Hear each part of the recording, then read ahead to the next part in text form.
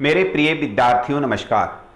JCERT डिजी school की कक्षा में आपका हार्दिक स्वागत है। मेरे प्यारे बच्चों, आज मैं बात कर रहा हूं आपकी पाठ्य पुस्तक विषय हिंदी भाषा मंजरी पाठ 5 कहानी बड़े भाई साहब। बड़े भाई साहब के कहानीकार मुंशी प्रेमचंद जी हैं।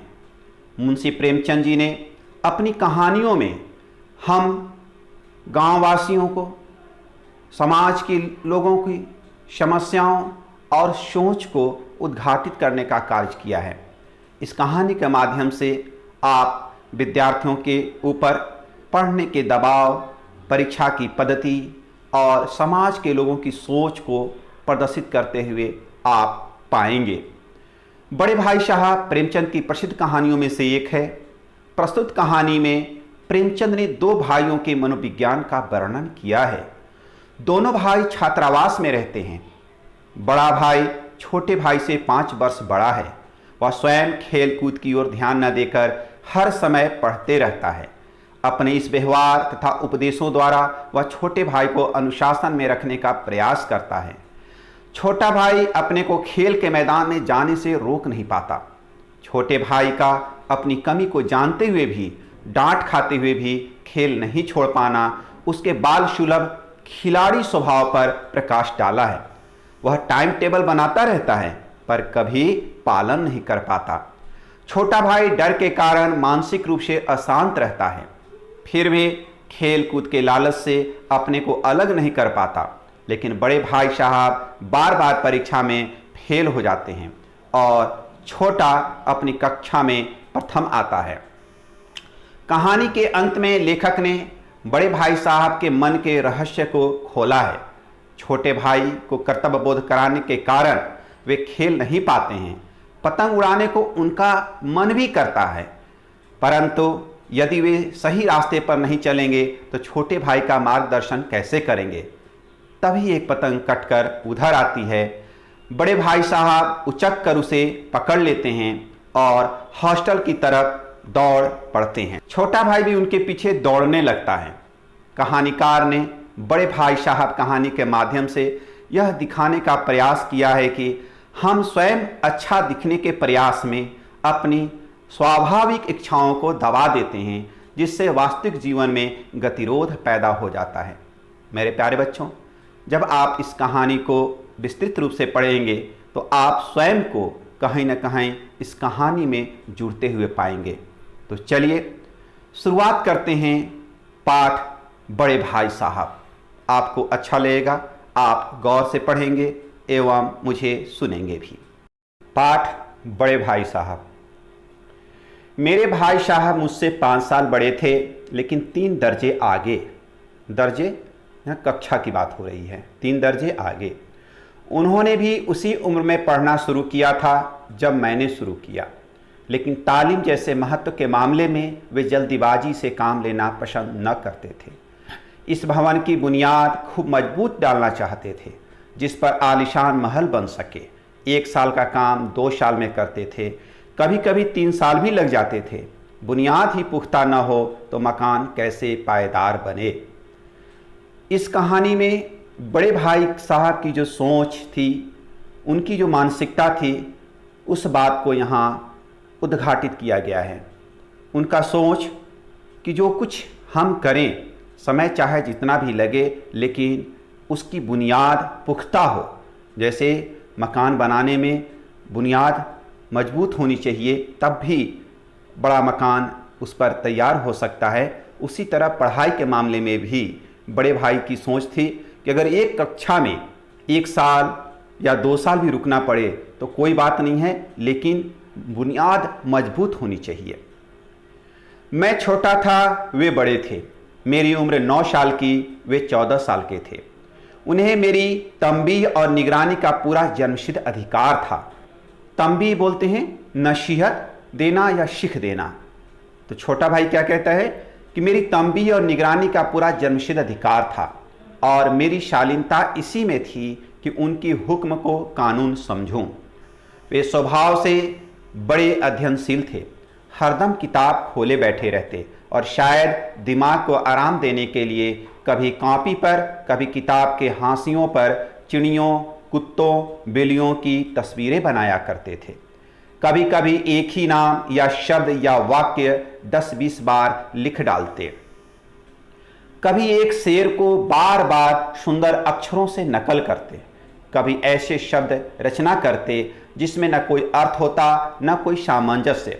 मसलन एक बार उनकी कॉपी पर मैंने यह इबारत देखी, स्पेशल अमीना, भाइयों भाइयों, दरअसल भाई भाई, राधेश्याम, श्रीयुक्त राधेश्याम। 1 घंटे तक इसके बाद एक आदमी का चेहरा बना हुआ था।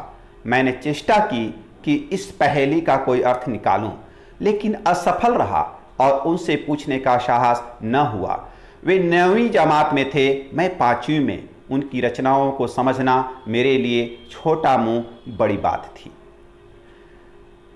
इस अनुच्छेद में आपने देखा कि बड़े भाई के व्यक्तित्व, बड़े भाई की सोच और बड़े भाई की मानसिकता को अंकित किया हुआ है। छोटा भाई अपने बड़े भाई को लेकर जो सोचता है, समझता है, इस पैराग्राफ में वह बातें आई। उसमें आपने देखा कि वह काफ़ी किताब लेकर काफ़ी समय तक व्यतीत करते हैं और सीखने के लिए घंटों समय व्यतीत करते हैं। कॉपी में तरह तरह के चित्र, तस्वीर अंकित करते हैं, कुछ शब्दों का बार बार दोहराव करके प्रयास करते हैं। इस तरह से उनके यह व्यवहार कुछ अजीब सा महसूस होता है छोटे भाई को। आगे देखिए, लेकिन वह कुछ नहीं कह पाता है क्योंकि वह छोटा भाई है। वे 9वीं कक्षा में पढ़ते हैं और वे बड़े हैं, इसलिए उनको अधिकार है कि छोटे भाई पर अनुशासन करे। लेकिन छोटा भाई कुछ अपने बड़े भाई को लेकर कहने की स्थिति में नहीं होता है। मेरा जी पढ़ने में बिल्कुल न लगता था। छोटा भाई अब अपनी बात करता है। 1 घंटा भी किताब लेकर बैठना पहाड़ था। मौका पाते ही हॉस्टल से निकलकर मैदान में आ जाता और कभी कंकारियां उछालता, कभी कागज की तितलियां उड़ाता और कहीं कोई साथी मिल गया तो पूछना ही क्या। कभी 4 दीवारी पर चढ़कर नीचे कूद रहे हैं, कभी फाटक पर सवार उसे आगे पीछे चलाते हुए मोटर कार का आनंद उठा रहे हैं। लेकिन कमरे में आते ही भाई साहब का वह रौद्र रूप देखकर प्राण सूख जाते। उनका पहला सवाल होता, कहाँ थे? हमेशा यही सवाल इसी ध्वनि में पूछा जाता था और इसका जवाब मेरे पास केवल मौन था। न जाने मुंह से यह बात क्यों न निकलती कि जरा बाहर खेल रहा था। मेरा मौन कह देता था कि मुझे अपना अपराध स्वीकार है और भाई साहब के लिए इसके सिवा और कोई इलाज न था कि रोज से मिले हुए शब्दों में मेरा सत्कार करें। तो बड़े भाई साहब हमेशा अपने छोटे पर अनुशासन किया करते थे और स्वयं की तरह उन्हें नहीं पसंद था कि उसका छोटा भाई भी खेल के मैदान में अपना समय व्यतीत करे। बड़ा भाई चाहते थे कि छोटा भाई भी किताब लेकर ज़्यादा से ज़्यादा अध्ययन करे, लेकिन छोटा को यह स्वीकार नहीं था। वह बिना खेल के मैदान में गए, बिना अपने साथ दोस्तों के साथ खेले उसे अच्छा ही नहीं लगता था और किताब लेकर घंटों बैठना उसको पहाड़ सा महसूस होता था। आगे देखिए, बड़े भाई क्या कहते हैं, इस तरह अंग्रेजी पढ़ोगे तो जिंदगी भर पढ़ते रहोगे और एक हर्फ न आएगा। अंग्रेजी पढ़ना कोई हंसी खेल नहीं है कि जो चाहे पढ़ ले। नहीं, ऐरा गैरा नतु खैरा सभी अंग्रेजी के विद्वान हो जाते। यहाँ रात दिन आंखें फोड़नी पड़ती है और खून जलाना पड़ता है, तब कहीं यह विद्या आती है। और आती क्या है? हाँ, कहने को आ जाती है। बड़े बड़े विद्वान भी शुद्ध अंग्रेजी नहीं लिख सकते, बोलना तो दूर रहा। और मैं कहता हूँ, तुम कितने घोंघा हो कि मुझे देखकर भी सबक नहीं लेते। मैं कितनी मेहनत करता हूँ, यह तुम अपनी आंखों से देखते हो। अगर नहीं देखते तो यह तुम्हारी आंखों का कसूर है, तुम्हारी बुद्धि का कसूर है। इतने मेले तमाशे होते हैं, मुझे तुमने कभी देखने जाते देखा है? रोज ही क्रिकेट और हॉकी मैच होते हैं, मैं पास नहीं फटकता, हमेशा पढ़ता रहता हूँ। उस पर भी एक एक दर्जे में 2-2, 3-3 साल पढ़ा रहता हूँ। फिर तुम कैसे आशा करते हो कि तुम यूं खेलकूद में वक्त गंवाकर पास हो जाओगे? मुझे तो 2 ही 3 साल लगते हैं। तुम उम्र भर इसी दर्जे में पड़े सड़ते रहोगे। अगर तुम्हें इस तरह उम्र गंवानी है तो बेहतर है घर चले जाओ और मज़े से गुल्ली डंडा खेलो। दादा की गाढ़ी कमाई के रुपये क्यों बर्बाद करते हो। ये बड़े भाई साहब की झिड़की, बड़े भाई साहब की डांट अपने छोटे भाई के लिए। बड़ा भाई साहब चाहते हैं कि उनका छोटा भाई उन्हीं की तरह किताब लेकर घंटों वह पढ़ते रहे, लेकिन छोटा भाई को पसंद नहीं है। और अपने तजुर्बे के आधार पर बड़े भाई कहते हैं कि यदि आप मेहनत नहीं करोगे, किताब लेकर नहीं पढ़ोगे तो इतना आसान नहीं है अंग्रेजी का तालीम लेना, अंग्रेजी की शिक्षा लेना। उसके लिए आपको बहुत मेहनत करनी पड़ती है और नहीं तो हर कोई वह विद्वान हो जाता। वे एक बात और कहते हैं कि अगर इतना आसान होता पढ़ाई करना, अंग्रेजी पढ़ना, तो ऐरा गैरा नत्थु खैरा, मतलब कोई भी ऐरा गैरा नत्थु खैरा, कोई भी अंग्रेजी का विद्वान हो जाता। लेकिन अंग्रेजी के विद्वान अंग्रेजी पढ़ने के लिए रात दिन आंखें फोड़नी पड़ती है, खून जलाना पड़ता है। और इतनी सारी झिड़की जब छोटे भाई को मिलता था तो छोटा भाई सुनने के सिवा अंदर कसक लेकर रह जाता था। मेरे प्यारे बच्चों, इस तरह की बातें आपको भी अपने घरों में, अपने आसपास के मित्रों के घरों में देखने और सुनने को मिलता होगा। अब आप महसूस करेंगे कि क्या पढ़ाई के लिए खेल के मैदान में जाना, खेलना जरूरी है या नहीं है, या पढ़ाई और खेल के साथ हम कैसे सामंजस्य करें।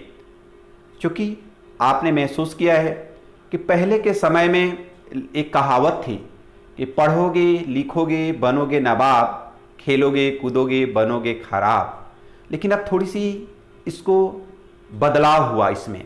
अब क्या कहा जाने लगा, पढ़ोगे लिखोगे बनोगे नवाब, खेलोगे कूदोगे बनोगे महानवाब। कहने का भाव है कि जितना पढ़ना लिखना, किताबों के साथ समय व्यतीत करना आवश्यक है, उतना ही खेल कूद, खेलों के मैदान में अपने स्वास्थ्य को लेकर, अपने मन मस्तिष्क को ताज़ा रखने के लिए भी खेल भी उतना ही आवश्यक है।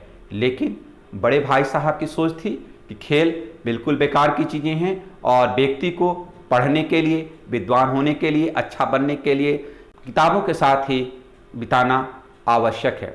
बड़े भाई साहब की क्या सोच थी कि घंटों का घंटा जो है वह किताबों के साथ ही बिताना आवश्यक है। वह यह भी सुनाते हैं कि यदि आपको नहीं पढ़ना है तो दादा की कमाई को बर्बाद न करो और अपने घर चले जाओ, वहीं गुल्ली डंडा खेलते रहना। अब छोटा भाई अपनी बात कहते हैं, मैं यह लताड़ सुनकर आंसू बहाने लगता। जवाब ही क्या था, अपराध तो मैंने किया, लताड़ कौन सहे। भाई साहब उपदेश की कला में निपुण थे।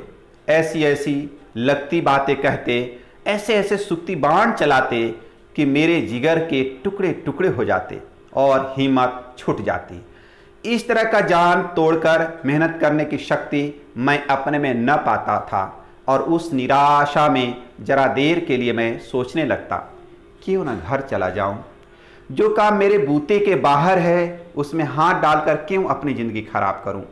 मुझे अपना मूर्ख रहना मंजूर था, लेकिन उतनी मेहनत से मुझे तो चक्कर आ जाता था। लेकिन घंटे 2 घंटे बाद निराशा के बादल फट जाते और मैं इरादा करता कि आगे से खूब जी लगाकर पढ़ूंगा। चटपट एक टाइम टेबल बना डालता, बिना पहले से नक्शा बनाए कोई स्कीम तैयार किए काम कैसे शुरू करूं।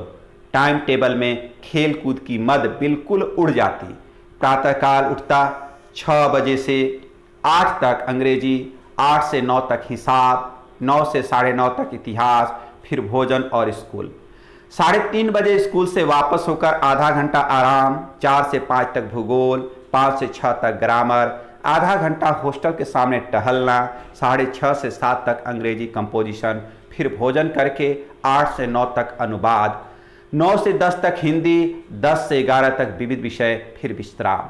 इस तरह से छोटे भाई का टाइम टेबल बनता था।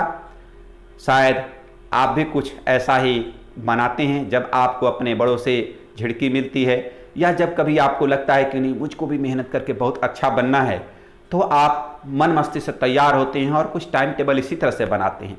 और जिस समय टाइम टेबल बनाते हैं उस समय खेलने जैसी चीज़ों के लिए कोई जगह नहीं देते हैं। लेकिन वह टाइम टेबल कितना आप अपने जीवन में उतार पाते हैं या उसके अभ्यास में आ पाते हैं, वह तो आप भी जानते होंगे।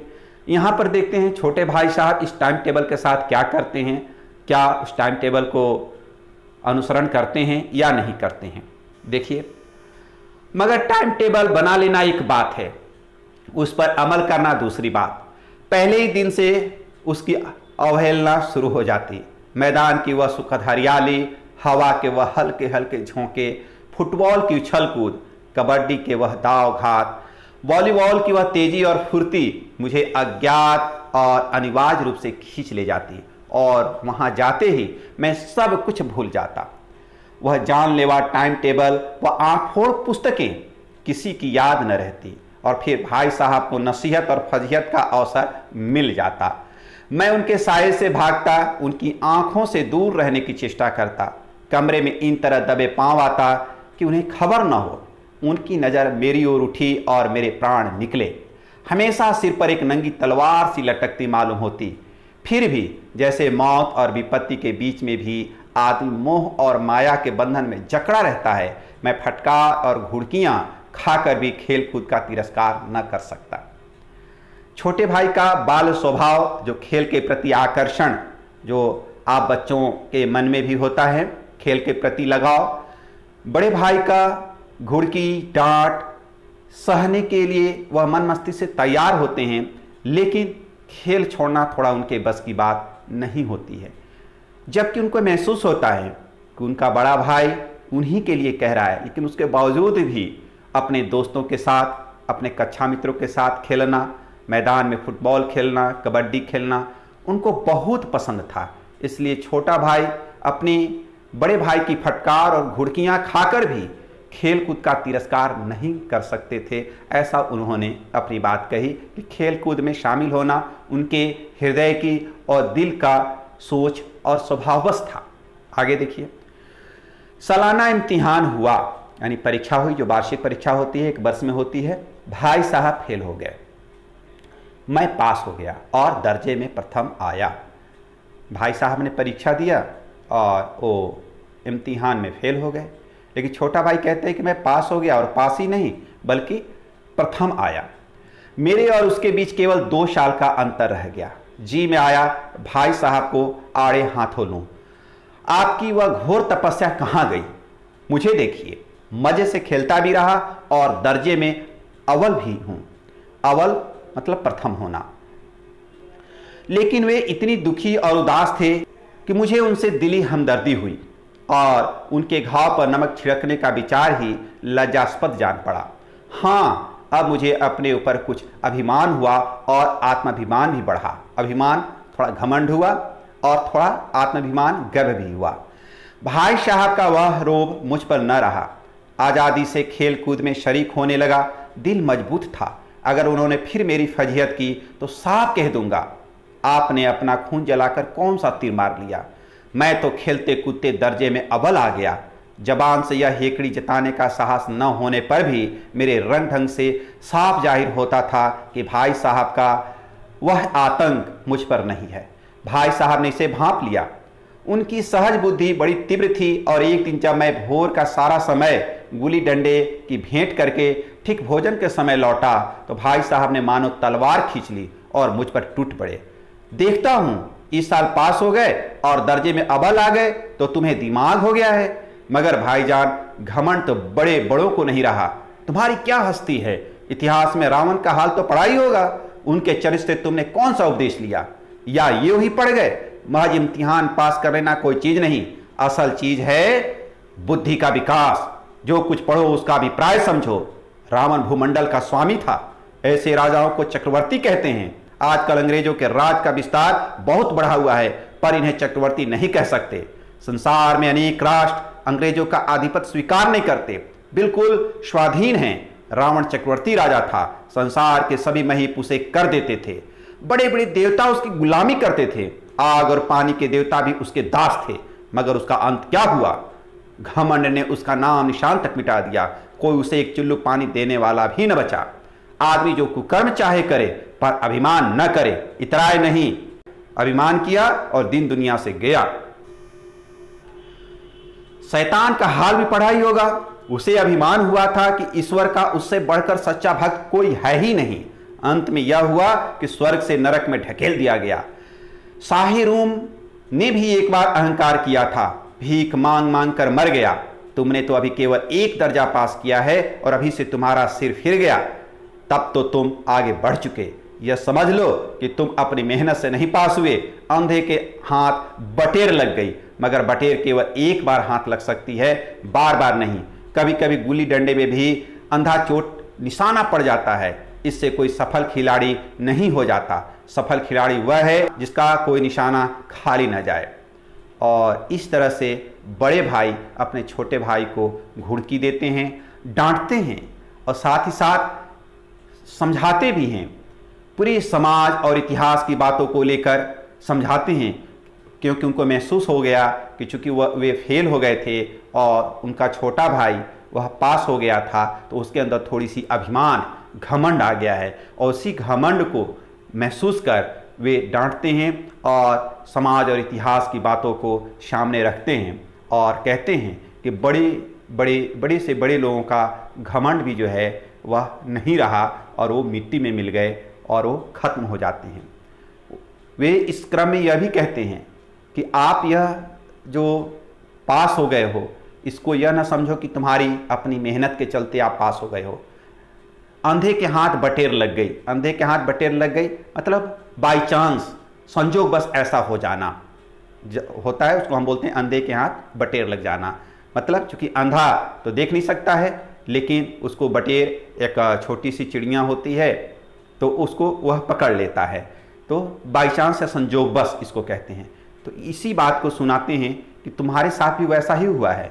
कभी कभी गुल्ली डंडे में भी अंधा चोट लगाया और वो सही लग जाता है, लेकिन इसका मतलब यह नहीं है। वे समझाते हैं कि सफल खिलाड़ी तो वह होता है जिसका निशाना कभी खाली ना जाए। अर्थात यदि सच में तुम तेज हो तो हमेशा तुम जब अव्वल आओगे कक्षा में, दर्जे में, तब तो हम मान लेंगे। आगे देखिए, आगे क्या वो कहते हैं। मेरे फेल होने पर न जाओ, मेरे दर्जे में आओगे तो दांतों पसीना आएगा। जब अलजबरा और ज्योमेट्री के लोहे के चने चबाने पड़ेंगे, इंग्लिस्तान का इतिहास पढ़ना पड़ेगा। बादशाहों के नाम याद रखना आसान नहीं। 8 हेनरी हो गुजरे हैं। कौन सा कांड किस हेनरी के समय हुआ, क्या यह याद कर लेना आसान समझते हो? हेनरी 7वीं की जगह हेनरी 8वां लिखा और सब नंबर गायब, सफाचट। सिफर भी न मिलेगा। सिफर बोलते हैं शून्य को, यानी कुछ नहीं मिलेगा। हो किस ख्याल में? दर्जनों तो जेम्स हुए हैं, दर्जनों विलियम्स, कौड़ियों चार्ल्स। दिमाग चक्कर खाने लगता है, आंधी रोग हो जाता है। इन अभागों को नाम भी न जुड़ते थे। एक नाम के पीछे दोयम, तेयम, चेहराम, पंचम लगाते चले गए। मुझसे पूछते तो 10 लाख नाम बता देता। इस तरह से बड़े भाई अपने मन की भड़ास को निकालते हैं और पाठ्य पुस्तक की कठिनता को अपने भावों के माध्यम से रखते हैं। इतिहास की बातों को करते हैं, जिसमें उन्होंने देखा कि चार्ल्स प्रथम, द्वितीय, तृतीय। तो इस तरह से वे कहना चाहते हैं कि इतिहास में कुछ इस तरह से कठिन नाम हैं कि विद्यार्थी के रूप में समझ में नहीं आता कि किनकी बात किस तरह से याद करें। उनकी सोच कि अगर अलग अलग नाम होते उन राजाओं के तो शायद कुछ बात दिमाग में पल्ले पड़ता, लेकिन ऐसा तो था नहीं। फिर गणित की बात को लेकर भी वे काफ़ी परेशान होते हैं। और इस तरह से पाठ्य पुस्तक में विषय, अलग अलग विषयों को लेकर उनके मन में, विषयों की कठिनता को लेकर काफ़ी मन में रोष है। और इस तरह से बात अपने छोटे भाई को वे समझाते हैं। ज्योमेट्री तो बस खुदा की पनाह, अ ब ज की जगह अ ज ब लिख दिया और सारे नंबर कट गए। कोई इन निर्दयी मुमतहीनों से नहीं पूछता कि आखिर अ ब ज और अ ज ब में क्या फर्क है, और व्यर्थ की बात के लिए क्यों छात्रों का खून करते हो? दाल भात रोटी खाई या भात दाल रोटी खाई, इसमें क्या रखा है? मगर इन परीक्षकों को क्या परवाह, वह तो वही देखते हैं जो पुस्तक में लिखा है। चाहते हैं कि लड़के अक्षर अक्षर रट डाले, और इसी रटंत का नाम शिक्षा रख छोड़ा है। और आखिर इन बेसिर पैर की बातों के पढ़ने से क्या फायदा? इस पैराग्राफ के माध्यम से यह बात, बड़े भाई के माध्यम से यह बात निकल के आती है कि जब तक विद्यार्थी के रूप में एक समझ नहीं बनती है तब तक उस पढ़ाई प्रिय भी नहीं लगती और पढ़ाई का अर्थ भी समझ में नहीं आता। गणित को लेकर, जो रेखा गणित है, ज्योमेट्री है, को लेकर कहते हैं कि जो बिंदु कोणों का नाम अ ब ज की तरह लिखते हैं, उसमें अगर उल्टा हो गया, अ ज ब हो गया, तो आप भी महसूस करते हैं, आपके कक्षा में भी गणित आप पढ़ते हैं और आपने देखा है कि जब रेखा गणित की जब पढ़ाई होती है तो उसमें इस तरह से नामांकन किया जाता है और उसमें आप यदि सही अंकित नहीं करते हैं तो सच में वह नंबर नहीं मिलता है, लेकिन उसका एक अर्थ है। लेकिन जब एक विद्यार्थी के रूप में इन चीज़ों का आपको अर्थ नहीं मालूम या उस गणित का जो भाव है, जो गणित की जो विधा है, यदि आप वो नहीं समझते तो सच में आपको तो बड़े भाई की तरह ही लग सकता है कि दाल भात रोटी खाई, या फिर बोलो भात दाल रोटी खाई, दोनों बराबर। लेकिन सच बात आप भी समझते हैं कि दाल भात रोटी एक अलग तथ्य है, लेकिन गणित में अ ब ज लिखें या अ ज म, ये दोनों में अंतर है। और वह जो गणित अच्छी तरह से आप पढ़ते हैं, समझते हैं, आप इस बात को समझ सकते हैं। बड़े भाई के दिमाग में बैठ गया है कि सारी चीज़ों को रटकर ही सही किया जा सकता है, अर्थात समझने जैसा कोई चीज़ उसमें कहीं से नहीं है। और आज के परिवेश में भी जो रटंत शिक्षा में जो रटंत का स्थान है, रटकर जो विद्यार्थी नंबर पा जाते हैं, लेकिन जीवन में उनको बहुत बड़ी समस्याएं आती है। चाहे वह किसी विषय की भी बात हो, पढ़ाई में समझदारी, समझ का विस्तार होना आवश्यक है। और इस तरह से इस पैराग्राफ के माध्यम से, बड़े भाई के माध्यम से जो संदेश है और जो भाव स्पष्ट होता है कि रटंत शिक्षा में रटंत बहुत ही नकारात्मक पहलू है। हमें उसमें अपने बुद्धि और समझ और विषयगत जानकारी हासिल करने की ज़रूरत होती है। आगे देखिए, अभी भी विषय की कठिनता को लेकर बड़े भाई के दिल में, हृदय में रोष है। आगे क्या कहते हैं, इस रेखा पर यह लम्ब गिरा दो तो आधार लम्ब से दोगुना होगा। पूछिए इससे प्रयोजन, दुगना नहीं चौगुना हो जाए या आधा ही रहे मेरी बला से, लेकिन परीक्षा में पास होना है तो यह सब पूरा फात याद करनी पड़ेगी। कह दिया समय की पाबंदी पर एक निबंध लिखो जो 4 पन्नों से कम न हो। अब आप कॉपी सामने खोले, कलम हाथ में लिए, उसके नाम को रोइए। कौन नहीं जानता है कि समय की पाबंदी बहुत अच्छी बात है, इससे आदमी के जीवन में संयम आ जाता है, दूसरों का उस पर स्नेह होने लगता है और उसके कारोबार में उन्नति होती है। जरा सी बात पर 4 पन्ने कैसे लिखें? जो बात एक वाक्य में कही जा सके उसे 4 पन्ने में लिखने की जरूरत, मैं तो इसे हिमाकत समझता हूं। यह तो समय की किफायत नहीं बल्कि उसका दुरुपयोग है कि व्यर्थ में किसी बात को ठूस दिया। हम चाहते हैं आदमी को जो कुछ कहना हो चटपट कह दे और अपनी राह ले, मगर नहीं, आपको 4 पन्ने रेंगने पड़ेंगे, चाहे जैसे लिखिए, और पन्ने भी पूरे फुल स्केप आकार के। यह छात्रों पर अत्याचार नहीं तो और क्या। अनर्थ तो यह है कि कहा जाता है संक्षेप में लिखो। समय की पाबंदी पर संक्षेप में एक निबंध लिखो जो 4 पन्ने से कम न हो। ठीक, संक्षेप में तो 4 पन्ने हुए नहीं, शायद 100-200 पन्ने लिखवाते। तेज भी दौड़िए और धीरे धीरे भी। है उल्टी बात या नहीं? बालक भी इतनी सी बात समझ सकता है, लेकिन इन अध्यापकों को इतनी तमीज भी नहीं।